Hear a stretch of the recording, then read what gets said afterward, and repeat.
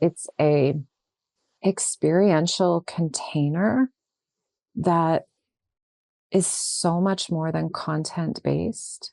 It is about being in community with other business owners who are all doing it their own way.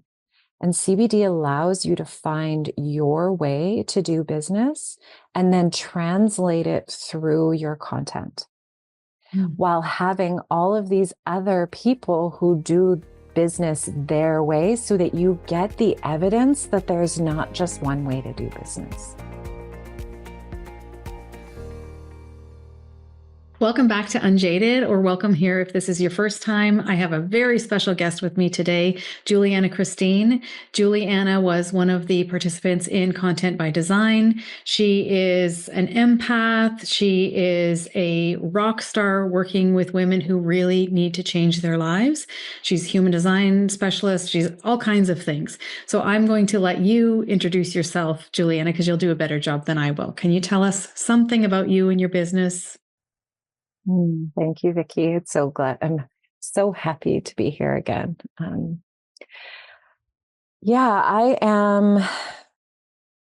a somatic psychotherapist by trade and a human design specialist. I am also someone who is deeply connected to the emotional realms and the realm of the earth.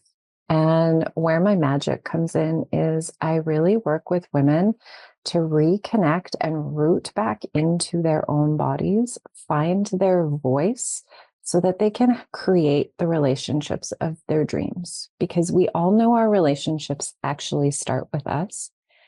And it sounds cliche, but it's actually really true. And because it's such a cliche, it's skipped over. It's like, yeah, I know that. We don't know how to anchor into that. And so many women that I work with identify with the term like they're a people pleaser. Because, I mean, honestly, I would say not all, but many women are people pleasers from the world that we live in, right? We have to swallow our voices. We have to cut ourselves off from our deeply intuitive senses. We have to step in and go to work and live in our minds and be in this very masculine world that we live in. And when a woman can drop back into her body and open her voice, it is profound how it can change relationships of all kinds, with herself, with her children, with her girlfriends, with her husband, and with the unseen realms. Because most of the women that I work with are also really curious about, who are my guides? Like, they know there's more out there, right? But they're not sure how to connect to it. And it's all starts within. That is so beautifully stated. And I'm sitting here going, wow, how far you have come in describing what you do compared to a year and a half ago. Wow, beautiful. Like, you know exactly who you serve and exactly how you serve them.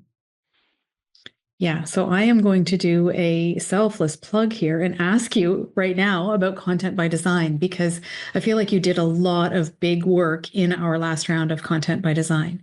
Can you talk about where you were in your business before you came in and where you are now? So before Content by Design, I have spent many years finding my way in business and who I'm here to serve and what it is that I actually do. And before Content by Design, I was saying that I was working with empaths and how to like hone their empathic abilities. And there's truth to that. I just hadn't hit the bullseye yet. And in CBD, what happened was because you bring in all of human design, what happened for me is I've been in my human design experiment. I started it in 2018. And I really feel I live as a projector in all aspects of my life, except for business. Business, I still hadn't deconditioned from that because business was so foreign to me. My mind didn't comprehend the business world. And I would say the majority of business coaches that I had worked with through my journey had been manifesting generators, as are you. But this was different because you lead from human design. And so what happened for me in CBD, I remember it was one call where I was like having a meltdown, as I do. I am not afraid to be where I am emotionally. And the support that came through in CBD, from all of the other women in there, was so beautiful. Sometimes I have noticed in the past that my emotions can kind of trigger people because I am so okay with my emotions and many people are not. And what was beautiful about CBD was everyone there was so supportive. They stepped in and were like, what do you need, Juliana? I can come in and do this for you if you need. And it filled me with so much love and acceptance. And after that call, something shifted and I was like, wait a second. I'm so not living like a projector in business. I am so forcing myself. And I got really clear. I was actually deep in prayer, and I heard, you need to pause for 6 weeks, except for the things that you are committed to. You need to stop. And I was like, oh, really? Really? And it was like, this will change everything. I'm like, okay, what do I have to lose? Right? What do I actually have to lose? Because I was feeling burnt out again. And this was a familiar cycle. I just pushed, I'd launched like a manifesting generator. I was aware that there was the conditioning, but I didn't know how to unhook myself from that conditioning. So I paused. It was around my birthday in November. And it was, what I heard was just pause until the new year and see what comes through. So I went and bought yarn and a crochet hook, and because I sold all of that stuff a while ago. And I just started crocheting and going for long walks and not working when I wasn't doing, because I can work. I like working. I love my business, but I was forcing. And I would show up to CBD calls. I would still be in the energy of CBD. And then one day it all just dropped in what I'm here to do. It just dropped in who I'm here to work with and what my message is. And that was, a huge part of that was me being allowed to be myself as a projector in business in CBD, because there is no pressure from you saying, well, no, you have to do business this way. You have to do this. You have to do this, which is what I've heard a lot from well-intentioned coaches who don't understand the energetics of different human design types. And you did. Yeah. Thank you. Beautifully. Yeah. You and I probably have the same, only different experience with business coaches who are not human design informed.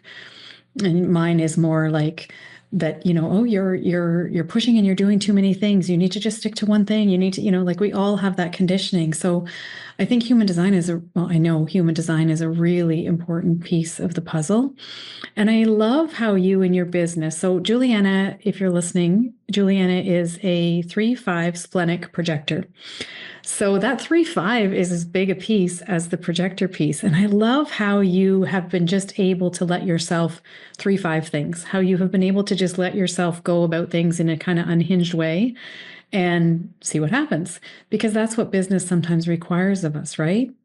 How does that 3/5 play in your business, do you think? Well, everything has been an experiment. Like it's not always the funnest Mm-hmm. because there is a real experimentation, and it's kind of like, okay, I get this splenic. Yes, this is the correct, like, yes, try this. But then sometimes it's like, oh yeah, I picked up a gem from that experience, but it wasn't the thing. And a lot of in the business world, when you're hiring business coaches, when you're learning how to do things, there's always that promise. This will be the thing that you can do, and then you're going to make $1 million or whatever the promise is, right? And what I've really come to accept very deeply is that that's not actually the case, is that I'm going to gather a gem from what I am doing with this particular course or coach that I am working with. And then I'm going to take that and apply that. And the rest is going to go to compost and compost back into the earth. And I don't need to use it. It's allowed me to really appreciate the human journey, my 3-5 line, because it's been messy and it's been joyous, and I've made a lot of mistakes as the 3 lines do. And I've through that 3-5 line, I've been able to really create a lot of compassion for myself in that, so that I can then bring that back to my clients, because I know it so deeply that I can then bring that back into the work that I do with the women that I work with. So you were mid-launch when we were in Content by Design, also known as CBD. You were mid-launch, and you actually did like a pretty heavy third line pivot mid-launch in your messaging and because I think you were getting some feedback. We used to talk about empaths and bringing empaths into your world and that sort of thing, and then we kind of were like, I don't know if your person knows knows that they're an empath. I don't know, do they identify with that term? So we had to do a lot of work around, what does your person say about herself? And you ended up on this completely different side where you came to the relationship piece, and that's actually everything. So how did that feel for you, being mid-launch and being like, oh, I actually need to change something on the fly here, something pretty significant? It kind of felt like whiplash, and there was definitely some feeling of oh, I got it wrong again, and I had to reconcile myself with that, which is normal. I'm okay with that. I know that there's businesses. I have done so much personal growth in my life, and business is the ultimate shadow work. And so I with love that. business, you are in your shadow work all the time. And so I'm able to go, oh yeah, okay, there's the beliefs that I have about myself. Okay, let's move through that. And I don't think it actually landed for me until I took the space, Mhm. right? Because I was so caught up in the launching. Launching is a whole thing on its own. And I don't think I was able to actually process a lot of it until I had that space. But it started to feel good. But it actually didn't anchor until I had the space to let it land. And I think that the people who were in my 2-day event, Devoted, they were a little confused as well. I think there was some confusion as well, because I was confused. And that's what I'm really seeing. I've been really learning in business that if I'm confused, then the people I'm speaking to will be confused. And if I'm out of alignment and integrity and not congruent with my energy, that's felt by people. And I wasn't congruent with my energy. And so that was felt by people. Mm-hmm. And even with that, you still did have a launch where you brought people in, Mm-hmm. Mm-hmm. and you're delivering that program now. Mm-hmm. How's that going for you? Oh, it's so good. My program's called Sanctuary, and it's for the modern day woman who really wants to transform her relationships. Like, relationships are so juicy, and I believe that honest, loving, and messy relationships are what's going to change the world. If we don't know how to be in relationship with each other, if we don't know how to have hard conversations, the world's going to continue going the way that it's going. But if we can actually sit in the hard conversations with each other and keep our hearts open, that's going to change the world. And so this is what these women are doing right now. And I ended up extending the program from 4 months to 5 months. And we move through everything from the drama triangle, which is a web that sits over the consciousness of humanity.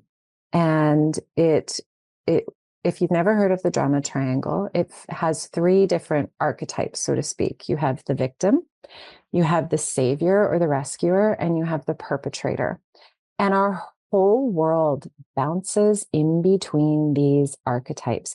He said this to me, that was so horrible. Oh my God, did you hear what he did? I need to know now, go help her and make sure that she's okay. And none of us step into our power. We're blaming, pointing fingers, and putting ourselves as victims to our circumstances.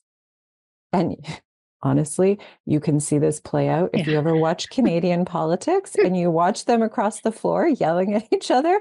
That's the drama triangle, and that happens everywhere. So we start with this very real knowing in sanctuary, and I bring it into these women's awareness, because it's actually, and like, it plays out through gossip. It plays out through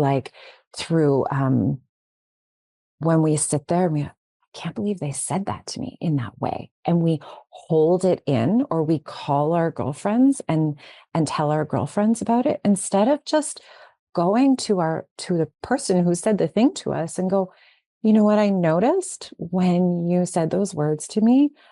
My body got really tense and I felt really sad and confused. I'm wondering if you can clarify that with me so that I can understand.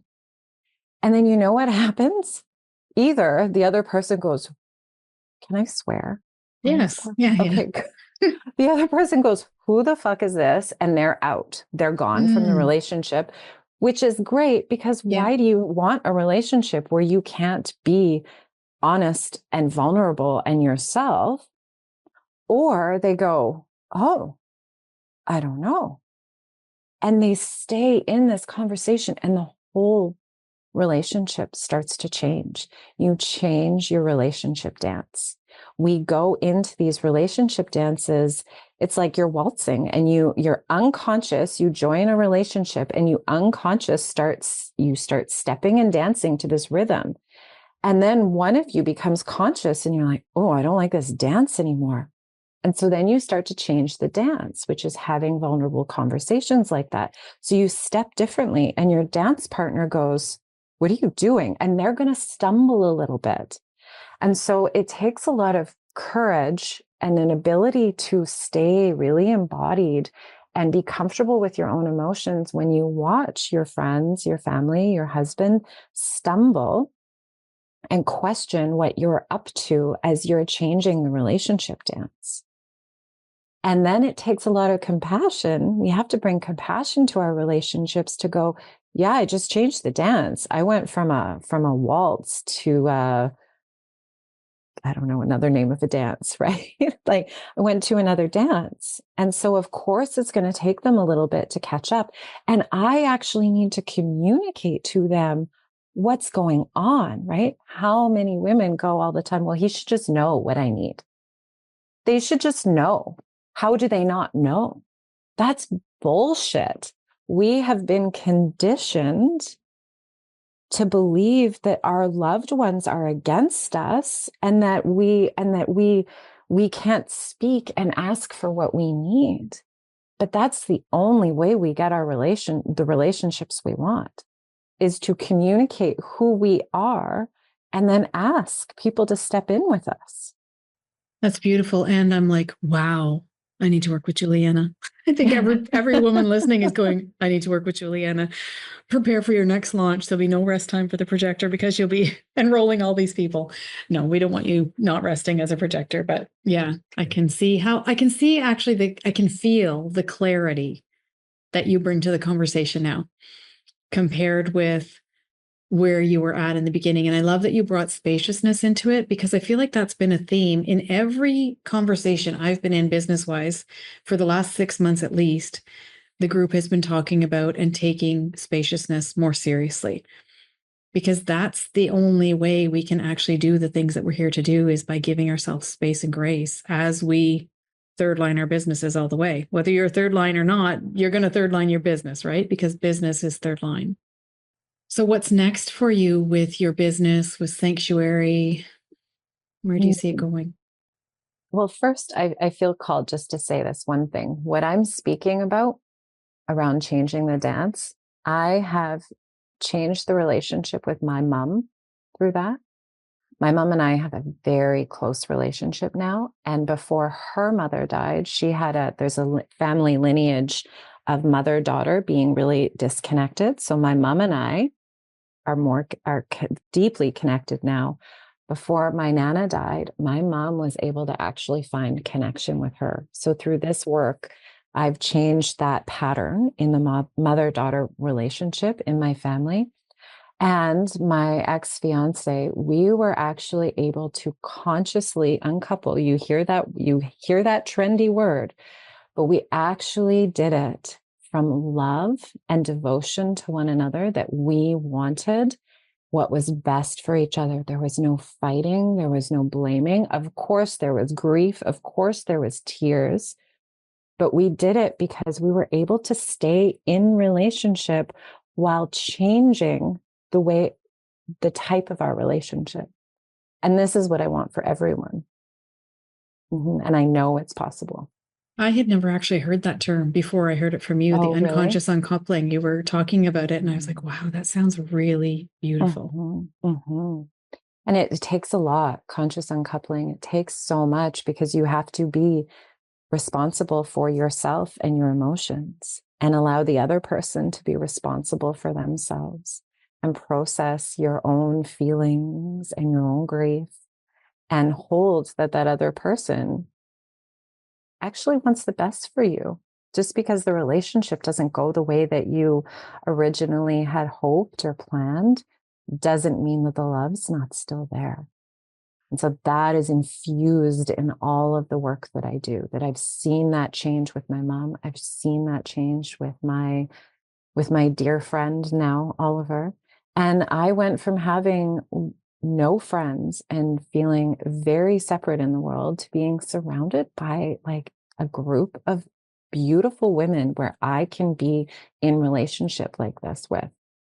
And it's profound what happens when we can do that. And then our children see that.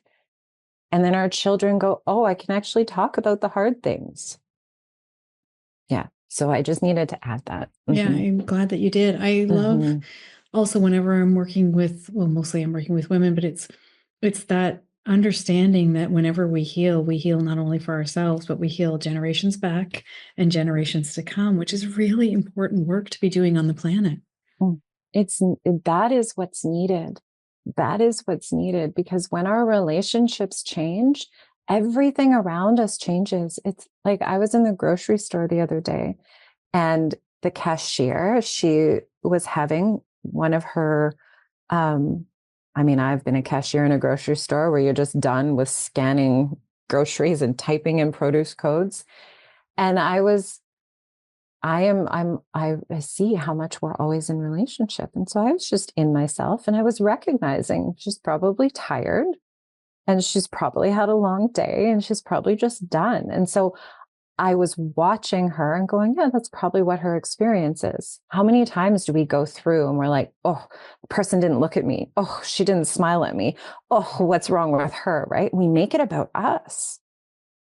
No, no, it's not. Like, we're not that important to that person, right? And so I'm in that energy.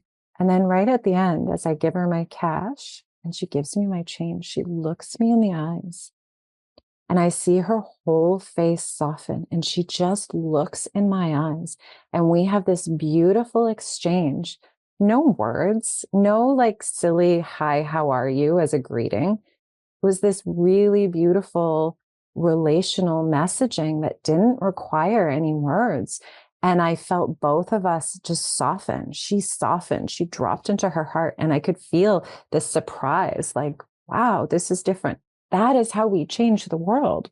When we can have experiences like that, that ripples everywhere. And I don't know about you, but I find when I'm out now, we don't look each other in the eye anymore. It used to be, we're both Canadian, and used to be here, you walk down the street and everybody looked you in the eye, everybody spoke, everybody, and now it's like everybody's got blinders on and they're too busy, they're too focused, they're too whatever. So that's beautiful, even just that. And it probably was only a few seconds, but it mattered. Yeah. Yeah. And even if that's not in that woman's conscious awareness, that created a shift in the morphogenetic field that exists around us. Like, we have been conditioned to believe that we are so insignificant, and that is such bullshit. It is like, when you can change a moment, that changes so much that we will never be aware of. And so when we can connect to ourselves, when we can connect to nature, when we connect to other human beings, it has more impact than anyone can actually comprehend. And I speak to that from my own experience, just how my life has changed. So, back to your original question. well, no, I mean, I have so many questions now. I could just listen to you talk forever, because it's such important work. It's such important work. You think of the number of people, the number of times any of us really feel unseen in our lives, right? And sometimes that's all someone needs, is just for someone to see them. Yeah. How has that mattered for you as a projector, being able to be seen and recognized? Great question. I had a flash of when I was a waitress. That's what got me through school, and it was kind of my bridge job to when I fully started working for myself. And as a projector in a restaurant, I learned that I was a projector in a work when I was waitressing. And that was when I started really noticing the difference, because before I knew I was a projector, I would be like, why are they so charismatic? And why does every table that they go to like want to know them? And then when I learned that I was a projector, I'm like, oh, because they're all probably generators. So they have that like gorgeous, big enveloping aura, and people are feeling me. And they're like, either I would have the experience of people like, who are you? Like they would want to know me, or they would want to tell me everything, or it was like I was invisible. And when I learned that I was a projector, I was like, oh, this makes so much sense. And so this was after my psychotherapy training as well. And so I was like really deep in my understanding of emotions and having vulnerable conversations with people. And so when I would have tables that I felt could see me, I would do this really playful experiment. And because we have this greeting in Canada, we all just say, hi, how are you, as a hello, right? We don't actually wait for the true, like, when we ask that, we don't really want to know how someone is, right? And so I remember very clearly this mother-daughter that were in for happy hour. And I was very tired. This was before I'd really healed my burnout.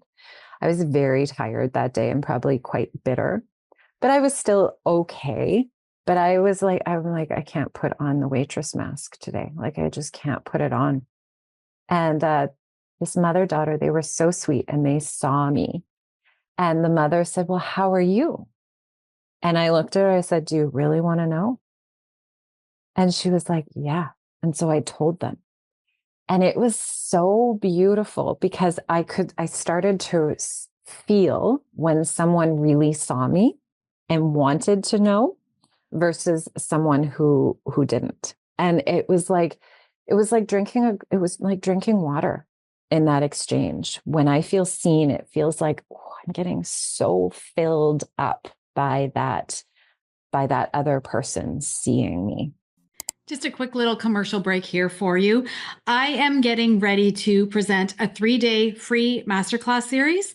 And this is for you if you are not making enough money in your business. Maybe you're putting offers out there, but they're just not landing like they should. You feel like you're never having that launch that you think you should have. You hear everybody talking about these huge launches and you're like, what am I doing wrong? Well, if that's happening to you, then there are two things that could possibly be wrong in your business. Number one is that there's something wrong with your offer. Something is not converting with your audience. They hear you talk about your offer and they're like, yeah, I don't know if I need that or not. And we're going to fix that in this masterclass series. The second thing is that your message is not clear. You are not getting really clear on what you're here to say, how you need to say it, and who you're actually speaking to so that you can land more paying clients with ease. And I'm going to show you how to leverage your human design so that you can do exactly that. It's a free 3 days with me, where each class is probably about an hour and a half long. There'll be lots of opportunity for hot seat coaching. We are going to come in and we are going to fix what's going wrong in your business so that you can make the money that you're here to make and have the impact you're here to have.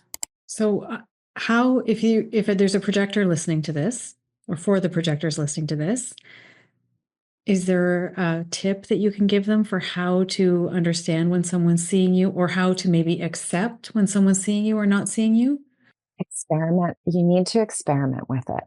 And you need to watch how, like, connecting into your body is so important. Your body is going to tell you whether you feel seen or not. Your body is going to go, oh yeah, it feels safe here. There's an element of like feeling safe when I feel seen. And experiment with it. There was, when I was staying up in Lillooet this summer, this man came by to fix the air conditioning. And him and I had some similar world Canadian political views. And he started talking talking all about what he saw. And I was listening and listening and listening. And I was like, okay, yeah, we have similar viewpoints on the world. And I'm like, but I'm not really sure if he sees me. And I could tell because he didn't ever really look me in the eye, and he never asked. He never asked my opinion. But I'm like, and I consciously was like, I'm just going to try. And so I brought in my spiritual perspective on what's going on in the world. I brought that in. And immediately, his eyes got really big for a second. He shut down and he left. Wow. He was out. And then I saw him at a music thing in the park, like 2 hours later, that we both had. He's like, oh yeah, you should come, when he was talking my ear off. And I went up to him and said, hello. And he was just like, wow. And even though I knew that I was doing that experiment to see if he actually saw me, if he recognized me, it still felt weird. I was with my friend who's a emotional manifesting generator and knows human design. And I was like saying to her, this feels so icky in my body, even though I like experimented with it very consciously. I was like, I'm going to actually test this out. So you need to experiment to see what happens for you, but watch the body cues. Watch when, like, even my girlfriends, it's like I can feel when they're ready to hear me. There's like a click that happens. They're like, most of my girlfriends are generators or manifesting generators, and their sacral's buzzing and they're doing their thing and they're telling me what's going on. And then it's like, there's a drop. I can feel their energy drop. And then they're like, how are you? What's going on? And then they can hear, right? But if I put in before that's ready, or if I don't make a request, so I can go and I can say, can you hear me right now? I need to be seen and heard right now. Mm-hmm. They immediately will drop into that. Mm-hmm. And so it's this real energetic, and for me, it's always body-based sensation of when I feel seen or not, or when it's ready, it's time for me to speak or not. I wonder too, for projectors who maybe aren't as deep in their experiment or haven't experimented as much or as intentionally, I wonder if they even know what it feels like to be seen or recognized. So that's a good tip to get in the body.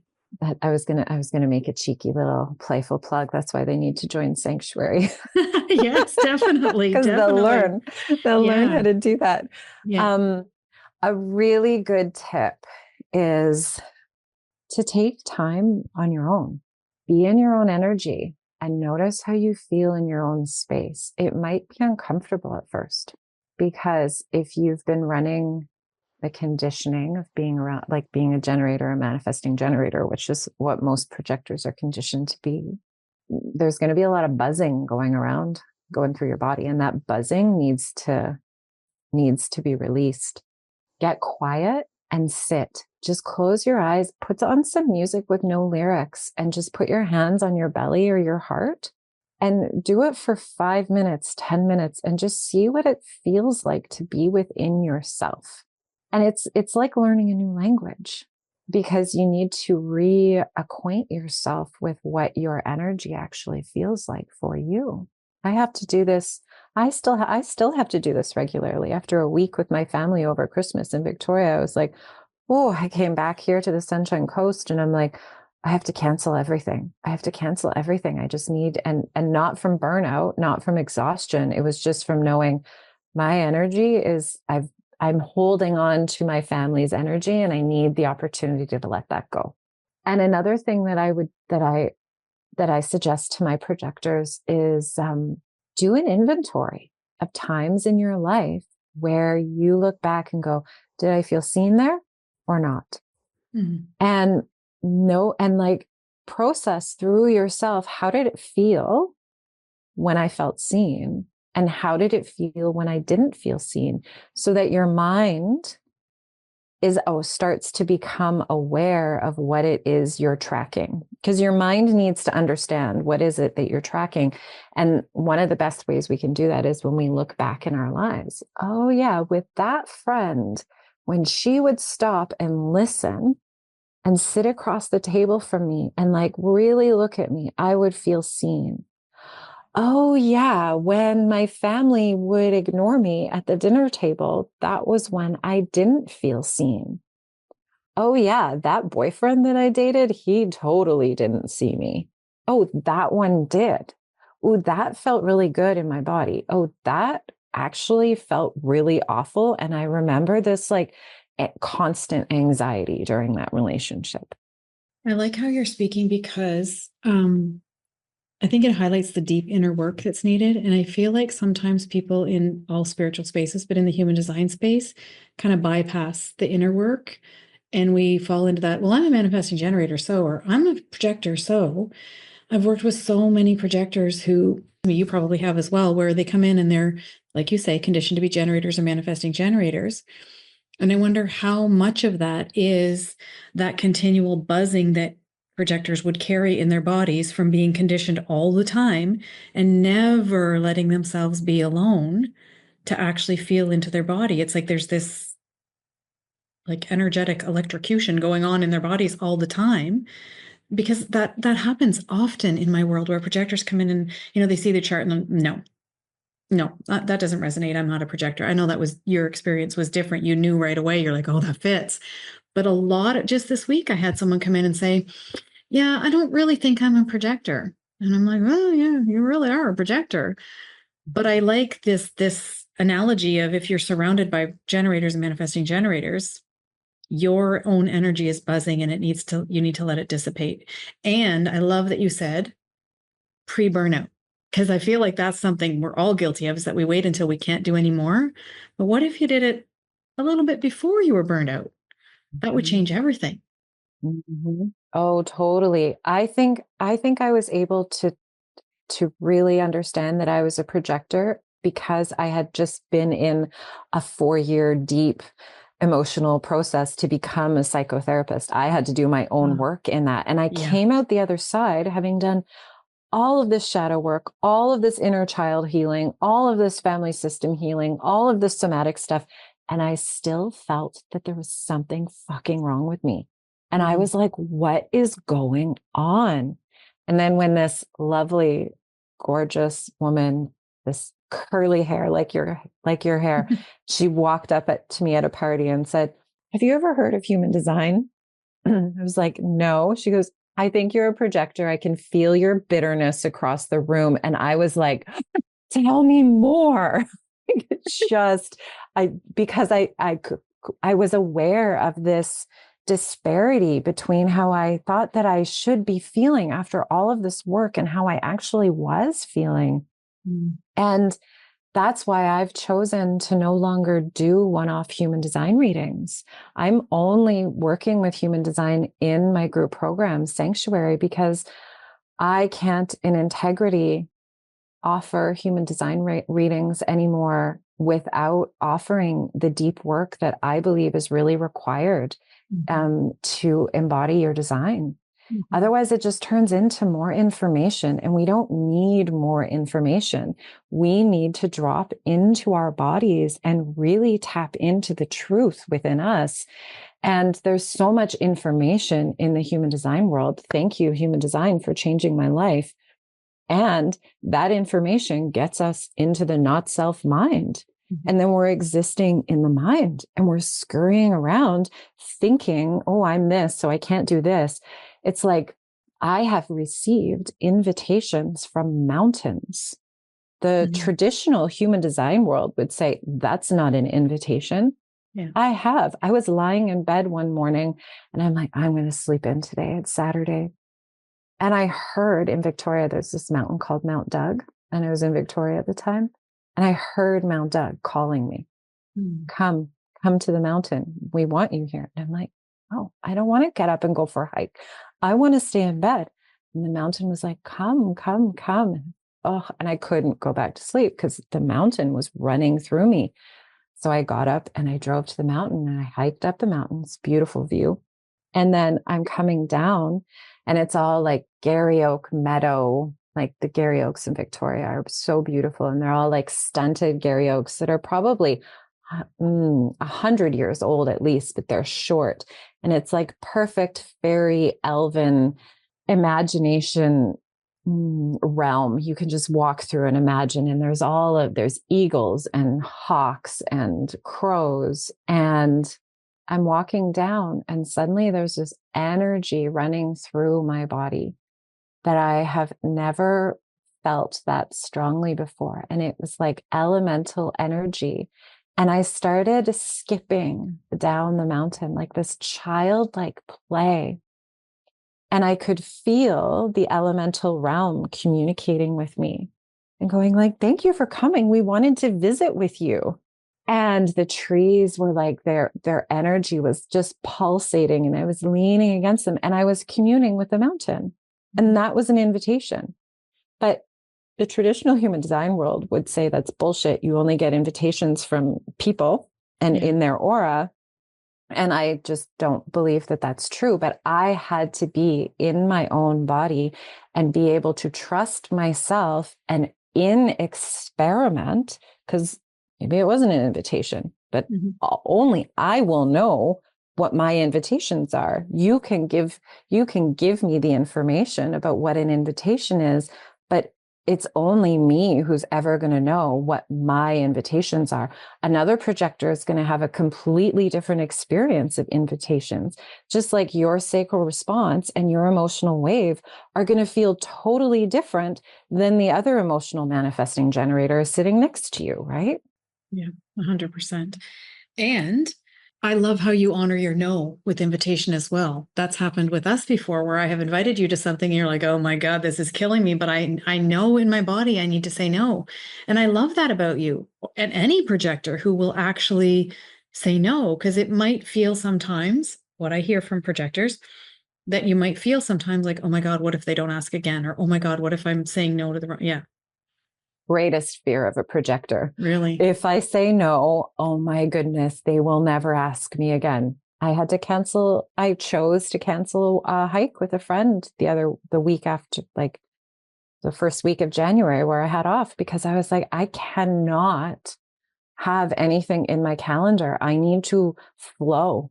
And I said no. And I mean, she's a dear, dear friend, but I noticed that like, oh, there's that projector fear that she's never going to want to see me again. Right. That she'll never, which is so hilarious because it's not true, but that's the conditioning that we run with. And it takes emotional proficiency to be able to feel that experience within the body And then also hold the truth, your truth, and then also hold the truth of the relationship. And then and step into trust. Can I trust this relationship? And then we can always say, well, if the person never wants to see you again, then that's not really the relationship you want to have anyhow, right? But it takes this emotional literacy and proficiency to be able to be comfortable in your discomfort as you're deconditioning. Mm-hmm. Can I find some comfort in this like highly uncomfortable experiment? Yeah. And I love that you say trusting yourself. That's a question I feel like is important for all of us a lot of times, is what area of my life requires a little more trust from me? And almost all of us have some area of our life that requires more trust.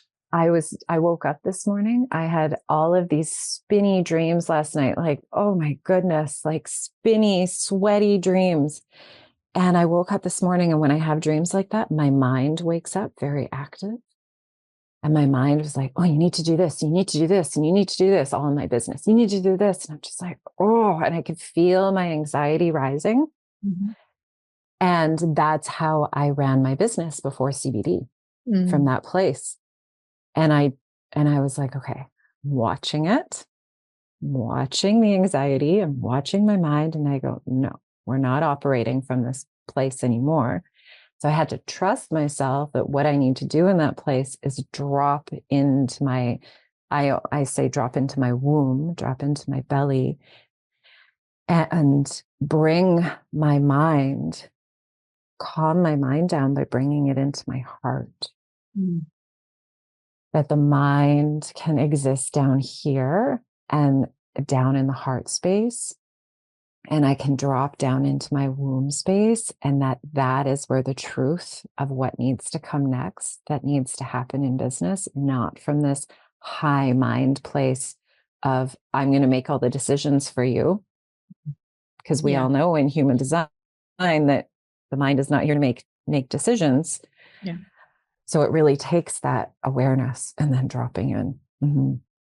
Yeah. And I think that's really common in the business space when you don't have human design as part of it, is that it's all of this mental to-do list that's constantly running in your mind, is like how many, and we end up with this being busy in our businesses all the time. Like, wake up in the morning, what am I going to do in my business? What am I going to do in my business? Instead of understanding, okay, well, I've got a launch in the next 3 months. These are the things that actually need to happen for that. So since you mentioned CBD, I'm going to come back to CBD just for a minute here. I could talk to you for hours, but I'm like, oh my gosh, we've been talking for quite a while. Oh, we have. I could just talk all afternoon, but we're not Tim Ferriss or Joe Rogan, so maybe we won't do that. How would you describe CBD? And I'm going to give you a little bit of a parameter, but you can go outside of it if you want, because one of the things that I hear from people all the time is, I don't need another course. And I'm like, but CBD isn't a course. And I know throughout the process, a lot of people inside CBD were saying, yeah, it's an immersion, it's an experience, it's a one person called it a business sprint. How would you describe CBD outside of a course? Okay, so to me, CBD is this, it's a experiential container that is so much more than content based. It is about being in community with other business owners who are all doing it their own way. And CBD allows you to find your way to do business and then translate it through your content, while having all of these other people who do business their way, so that you get the evidence that there's not just one way to do business. That's how I would describe CBD. Yeah. Thank you. I love that. And I'm in my head, I'm like seeing all of the women.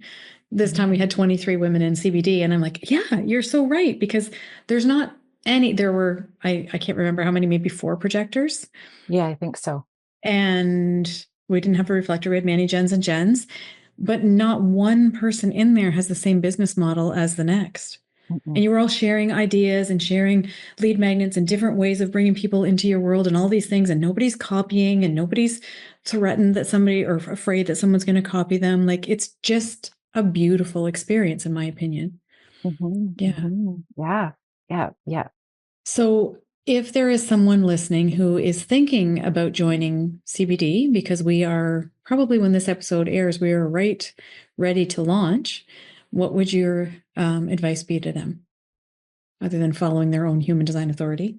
Yeah, I would say if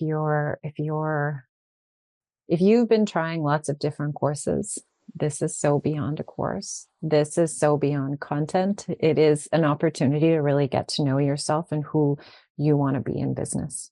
And so I would just say, just do it. That's the bossy 4323 in me that comes out and says, just do it. One of my favorite channels, as you know. Yeah. And you're going to be launching something right around the time this episode airs. You're going to be launching your new website. Can you tell us about that? Well, as I've been talking about relationships, this was what came through for me in CBD. Is I'm here to talk about relationships. And so my new website is, and this is, what is this? Fourth iteration of my website, very 3-line of me, but this feels very, very true. The most true it's ever felt. And my new website is holding this overarching energy that your relationships are meant to be as supportive, loving, resilient as an old growth forest, without hiding your mess, your genius, or your dreams. And everything that I'm going to be bringing in and sharing to the people in my world is around how to cultivate relationships. I say all the time that you're in relationship with everything. You're in relationship with this water glass. You're in relationship with your phone. Everything in life is relationships. And so as my new website comes out, I have a few different offerings coming in. I'm going to be relaunching a sanctuary in the fall. So we're going to have the second run of sanctuary is going to start in the fall. And in the meantime, I'm going to be running community circles called Relationship Alchemy Community Circles. And they're going to be on the second Saturday of every month. I'm not sure yet whether that will begin in February or March. I need to see where my energy and the collective energy is at, but it'll be on the second Saturday of every month at 10 a.m. Pacific time. And I'm going to be starting a podcast. Yay! Oh, yay! Yeah. I didn't know that. Yeah, Yay. it just came So through. great. It came through really clearly because I was feeling all muddled about a direction that I was going to go in, this new direction in my business. And it just kept feeling like I was muddled. I was like, what's going on? And I was in meditation one morning, and then I went for a walk, and through the meditation and then the walk, which is a walking meditation. And it just dropped in. You need to just start your podcast now, because that was a plan for Q4, but it's like, no, it needs to happen now. And as soon as that dropped in, all of the muddledness went away. Mm-hmm. I love it. Yeah. So it's going to be called Relationship Alchemy as well. And Relationship Alchemy is changing a base metal into gold. And if you look into a forest, the forest is constantly in an alchemical process of transformation, of letting the old things die so that that which is dying can compost and give life to the new growth. There is an interdependence where the old growth Douglas fir is sheltering the young sun-sensitive cedar trees, and the moss that is being grown on the hemlock trees are growing as is home for like little bugs and insects, and then the birds feed on that. And I mean, I could talk for hours about how the forest is constantly in this alchemical, regenerative, transformational process. And that's what our relationships are meant to do. We are not static. You and I, from the time that we've known each other, 2 or 3 years now, we have both changed individually. And what happens in relationship is we expect the person that we're in relationship with to stay the same. And then when they start to change, we get really pissed off or confused or sad or scared, because what if they're going to change and then they're going to leave me, right? But it's like, so how do we allow the natural alchemical process of our relationships to happen so that we can grow and thrive? Absolutely beautiful.